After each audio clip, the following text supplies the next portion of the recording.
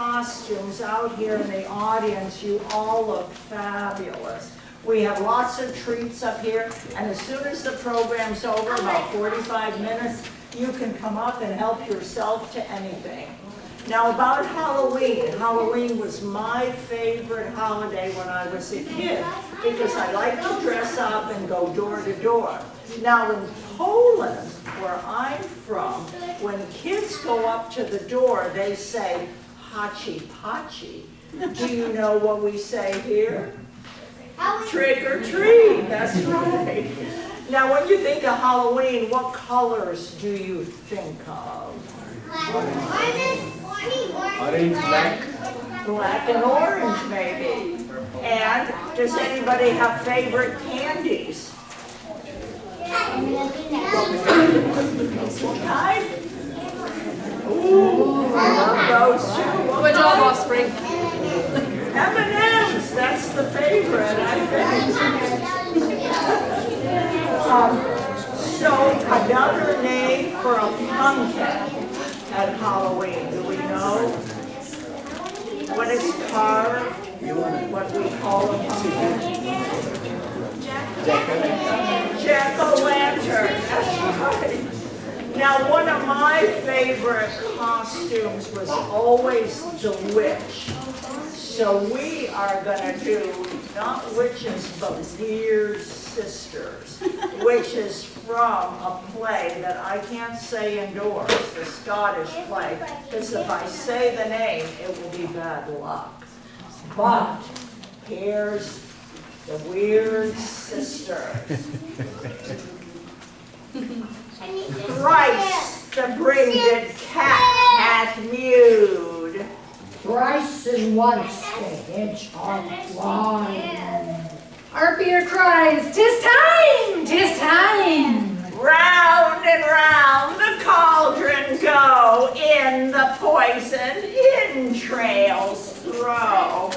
Toad that under cold stone days and nights has 31 sweet venom sleeping pot.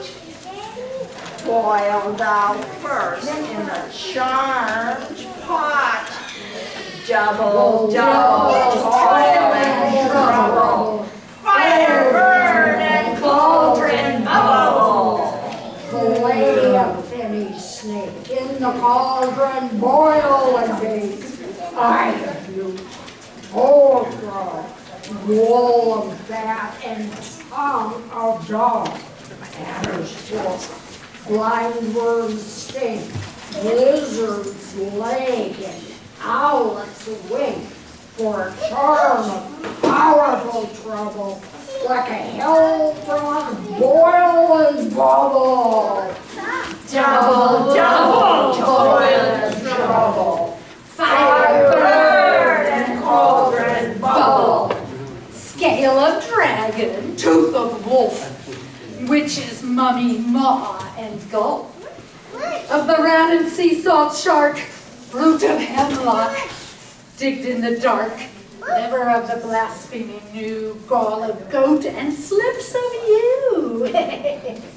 Slivered from the moon's eclipse, nose of Turk and Tartar's lips, finger of the burnt, strangled babe, ditch delivered by a drab.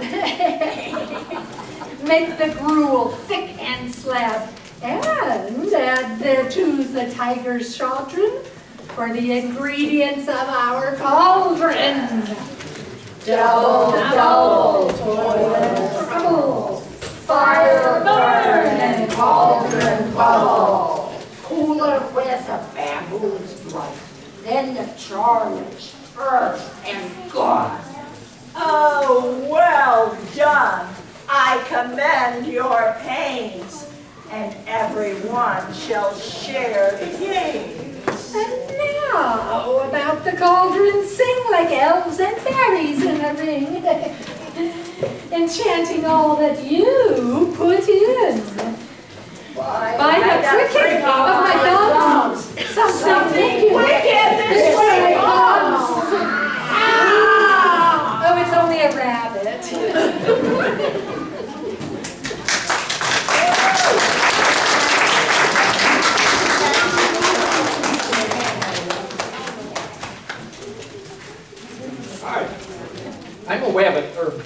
rabbit, and I like carrots. I'll bet all rabbits like carrots. But my friend Jasper, he really liked carrots. And that got kind of creepy. I better tell you about Jasper.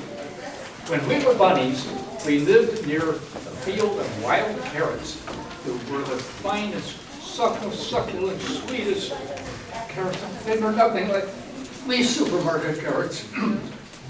It was called Krakenhopper Field. We would pass Krakenhopper Field every day to and from school, and Jasper would run over to the field, and he'd pull 2 of them out of the ground for his mid-morning snack, and another 2 he'd yank out for head to his lunch. And on the way home from school, he might grab 4 to tide him over until dinner. Because Krakenhopper Field had no fence, so those carrots were free for the taking, or so Jasper thought. So it was going just fine until after a Little League game, as he walked past the field, they followed him. He first noticed something strange on that Saturday. He was about to help himself to that victory snack in Krakenhopper Field when he heard it, that soft, sinister carrots creeping. He turned. He saw nothing. Just my imagination, he said. He hopped home a little faster. That night as he was facing the mirror, brushing his teeth, he did see them. They were peeking out from behind the curtain in the bathtub. And again, he turned around quickly, and again, nothing, saw nothing. So he picked up his toothbrush off the floor, washed it, and went to bed. But that night, the next morning it was, he approached Krakenhopper Field slowly and carefully. He reached for 2 carrots. Nothing happened. He bit into one. Nothing happened. Ah, phew, some creepy carrots. That doesn't happen. As he lay in bed that night, just the light from his room coming in, the light from the hall coming into his room, he heard it breathing, terrible carroty breathing. And as he sat bolt upright in bed, there's a silhouette on the wall of this horrible, hideous carrot frightened him. Dad! Dad! His dad came running into the room, and when he came into the room, he turned on the room light, and of course the silhouette disappeared. What's wrong? He tried to describe the creepy carrots. He made his dad look under the bed for creepy carrots, and in the closet for creepy carrots, and in every dresser drawer, no creepy carrots. Son, you just had a bad dream. Go to sleep. Like that was going to happen. So every day that week, Jasper would see funny orange flashes of shapes. He'd turn around and just for a second see something mysterious and scary and orange. By the end of the week, poor Jasper was a nervous wreck. You'd see them behind trees, in trees, behind windows, peeking from the gutter. He knew his parents were wrong. The creepy carrots were everywhere, and they were coming for him. But they couldn't get him if they couldn't get out of Krakenhopper Field. He was a scared but resourceful little bunny, so he hatched a plan.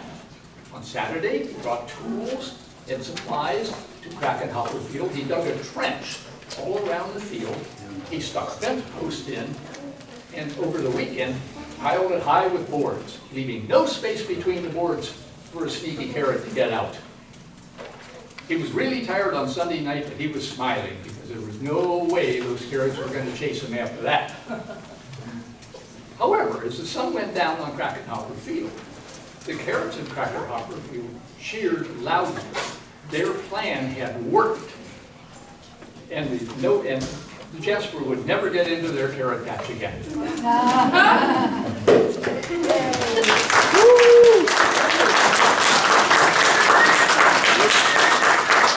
next story also has a rabbit in it, a white rabbit. The story, of course, is Alice in Wonderland. And here to tell you the story is Alice herself and the Cheshire Cat.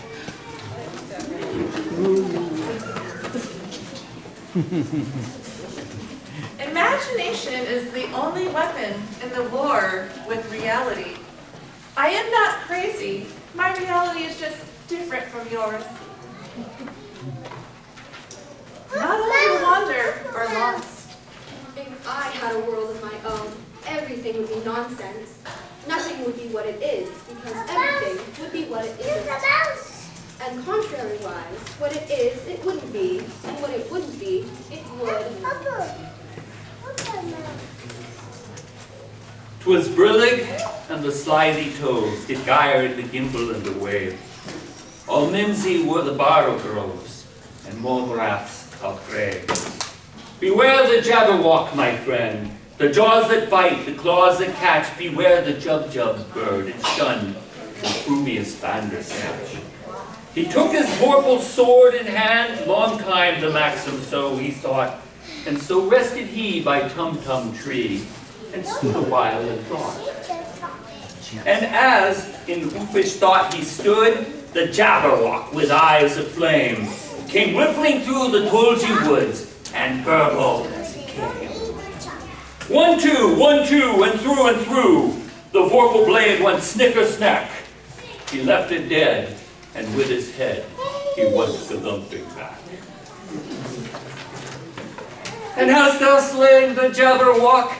Come into my arms, my beamish boy. O frabjous day, callooh, calais. And he chortled with his joy. 'Twas brillig and the slithy toves did gyre and gimble in the wave. All mimsy were the barrow groves, and the moonrats outgrave.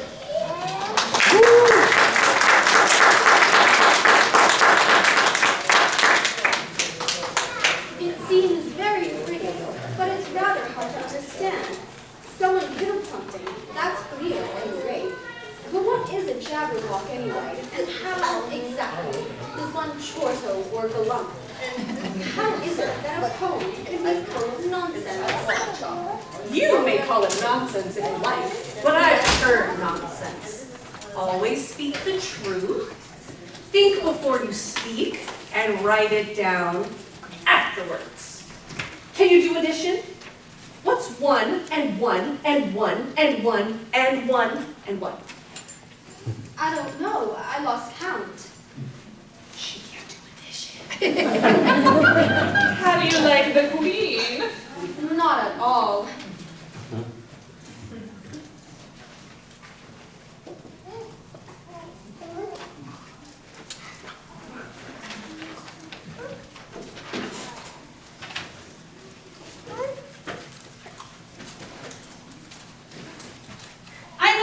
I'm late for a very important date. No time to say hello, hello, hello, hello. Goodbye, goodbye, goodbye. I'm late for a very important date. Curious, sir. Oh, by the way, if you'd like to know, he went that way. The white rabbit. He did? He did what? Went that way. Who did? The white rabbit. What rabbit? But didn't you just say, oh dear. Can you stand on your head? It would be so nice if something made sense for a change. Off with the head!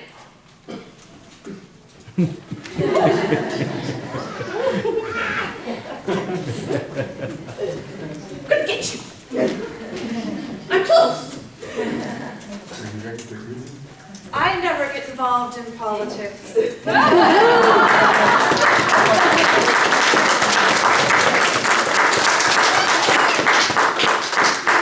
Up next, we have Stephanie Ann with the villain story queen. Hello, little humans. Why are so many of you so short? Are you a baby giant? A gruffalo? Oh, it's disgusting. Why are you so short? What are you? Are you a human? Oh, disgusting. Now, as you know, I am the story queen, and I'm here to set the record straight about a few stories you may have heard. Raise your disgusting little hands if you have heard the story of Little Red Riding Hood. Oh, yes. But I'm here to tell you you've heard the story wrong. Would you like to hear the real version of the story? Yes. Once upon a time, there was a disgusting little girl named Red Riding Hood. And a wolf who was so kind and very handsome and never did anything wrong or bad ever. The end! Hello, what is your name? Violet, disgusting. Hello, disgusting. Now, raise your hand if you have heard the story. Oh, hello, disgusting too. Raise your hand if you have heard the story of the 3 little pigs. Oh, yes, wonderful. Put your hands down. You have heard the story wrong. Here is the real version. Once upon a time, there was a wonderful, handsome wolf who never did anything wrong ever. The end! Now, raise your hand. Yes, yes, disgusting. Raise your hand if you have heard the story of Cinderella. Yes, oh, so many disgusting hands back here, yes. Cinderella, do you think you knew that story? You're wrong. Now, haven't I already called you disgusting? Disgusting. Now, Cinderella, here is the real story. Oh, I'll tell you. Hello, aren't you my child? Disgusting. Now, hello. Now, once upon a time, there was a beautiful, wicked stepmother who had fantastic fashion sense and never did anything wrong ever. The end. Now, if you think I may possibly have gotten one of these stories wrong, I will stay here for 10 minutes after the show. If you can find a book in this library that proves me wrong, I will have to throw more disgusting candy at you. All right, use your little hands. A round of applause, please.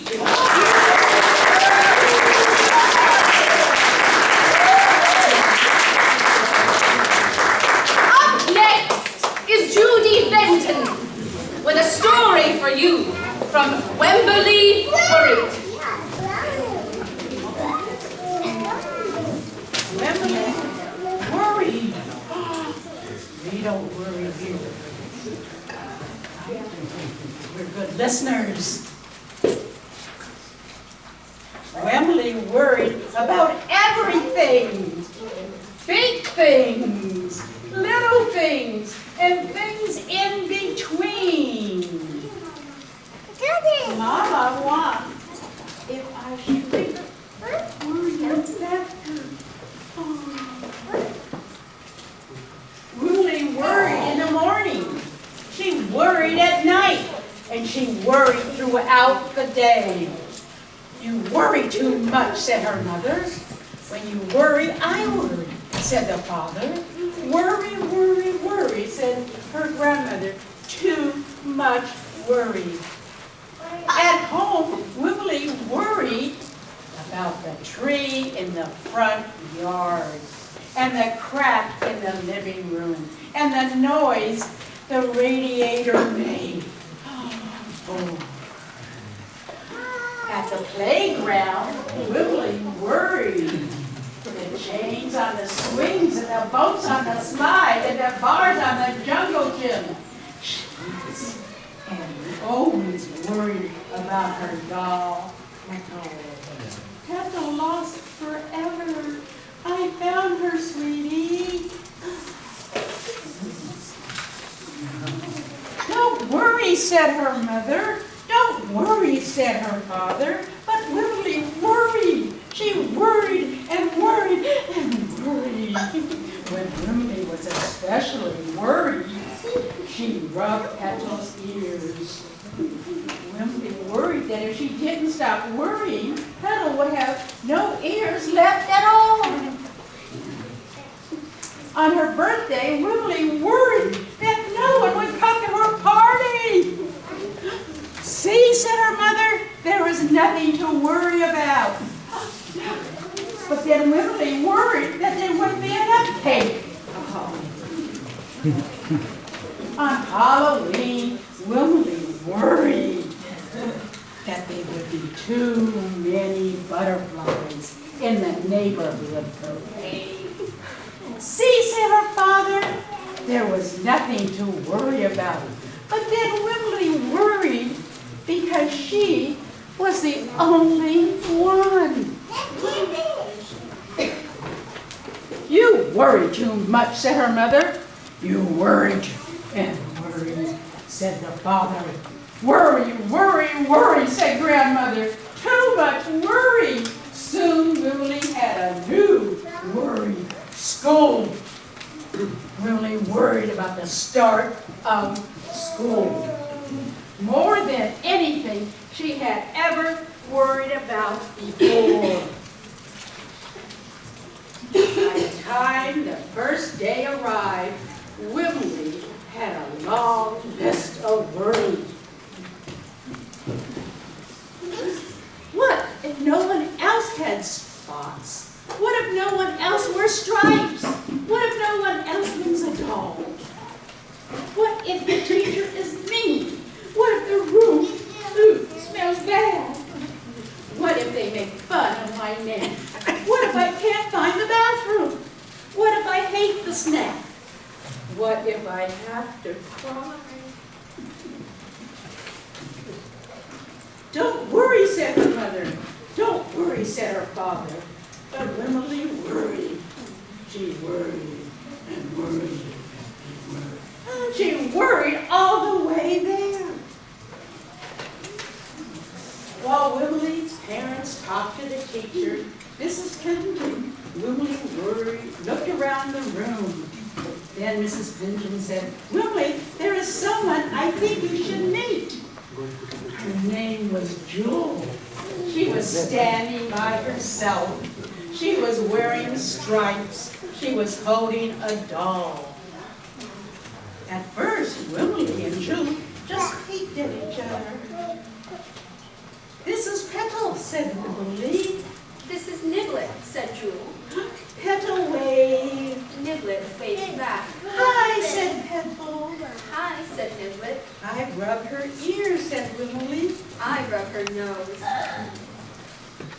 Throughout the morning, Wimberly and Jewel sat side by side. This is my little dog.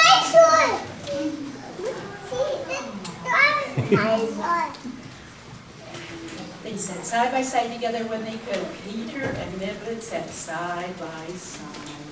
Wimberly worried, but no one did usual, and sometimes even less.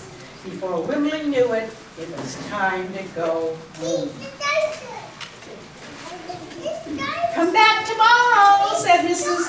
Pitcham, as the students walked out the door. Wimberly turned and smiled and waved. I will, she said. Don't worry.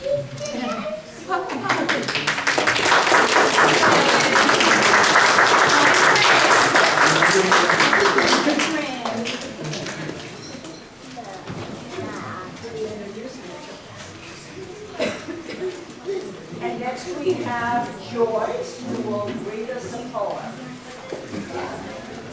Mine is called Halloween is Coming by Fiona Halliday.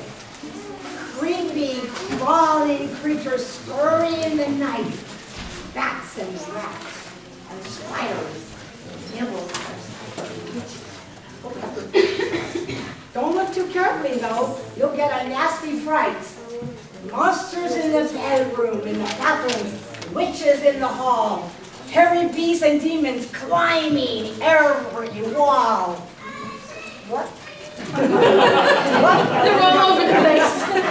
You won't catch them though, so when they start to fall, vampires, stealthy footsteps, cross the foot and fall. Werewolves howling fearfully. Beyond your kitchen door.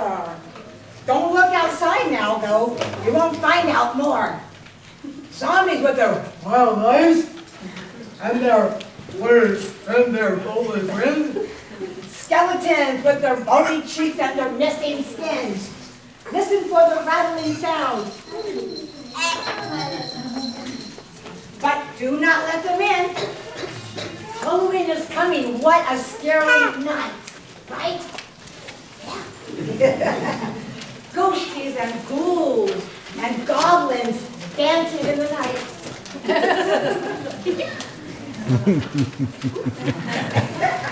Here they all coming now.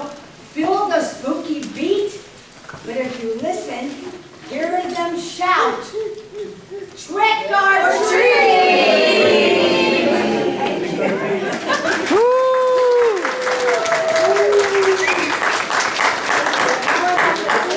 Ellie, he has an original poem regarding the Day of the Dead. Hi everyone, I'm Ellie. I'm going to talk to you guys about Day of the Dead, which is Dia de los Muertos. First I want to ask, how many of us have seen the movie Coco? Yeah, so we know that in the movie, which also holds a little bit of similarities to Halloween, Halloween and Dia de los Muertos, we love bright colors. We love dressing up. But the differences is that with Dia de los Muertos, it's not scary, it's not sad. It's a day when we remember our loved ones. Hi. Yeah. How's it going? So it's she's very excited about Dia de los Muertos because it is a 3-day holiday that is celebrated in Latin America as well as in the Philippines. And in those 3 days, it's actually more than 3 days, because I recently found out that we also have a day, which is October 27th, where we celebrate our past furry friends. So on the 27th, if you have like a photo of your deceased, furry friend, a horse or a doggy, you can put a little ofrenda for them. So make sure to put their little snacks and a light for them. And just like with Dia de los Muertos, it's just a day to celebrate. We're not sad, we're happy. Because it was a complete cycle of our loved ones that have lived.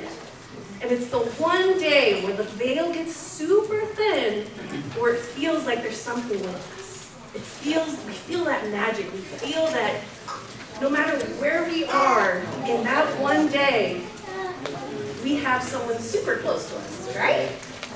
Kind of like how we always say, when a person passes on, when they go on to the next life, they're always with us no matter what, right? So, today I actually wrote a poem, actually in the parking lot, if I'm being transparent. And it was because I saw a beautiful illustration today, and it was of a skeleton looking into a mirror, and around the mirror was all these different photographs and flowers that their living loved ones had, that they love.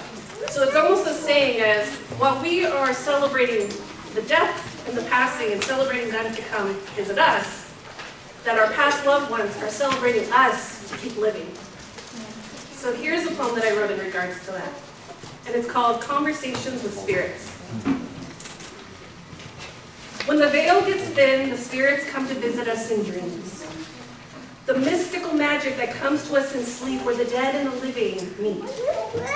In day, we place ofrendas for our past loved ones, where the spirits ask for no tears, for tears will only make their food salty. Please, mi niña, my abuelita says, no llores, like they sing in Cielito Lindo. Instead, sing for me. Tell the story of when we walked to get the milk from the mechanical cow. Tell the stories to the living. And please remember, without darkness, there will always be light. And it is this light that keeps us together. And it is this light that shows us our way home. Woo!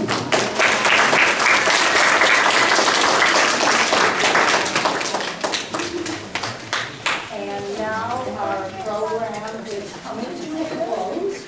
We're going to end with a weekend prayer. With Wicca is a minority religion that was founded in England and came to North America in 1964.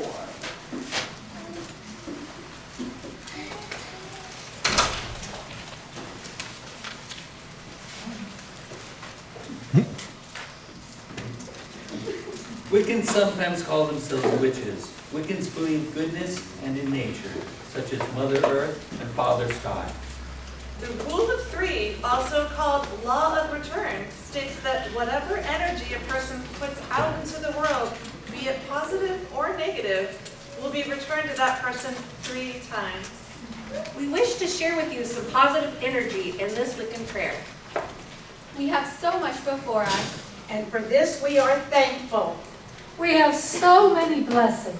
And for this, we are thankful. But there are others not so fortunate, and by this we are humbled. We shall make an offering in their name to the gods who watch over us. That those in need are someday as blessed as we are this day. That those in need are someday as blessed as we are this day. Thank you very much.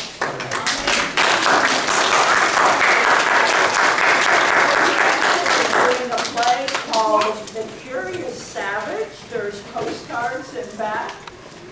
Meanwhile, please come up to Cauldron. You won't get very much, but you might get a nice treat in there. Thank you very much. You guys want to try and find some stories to see about? Go get them. I should give a hand here.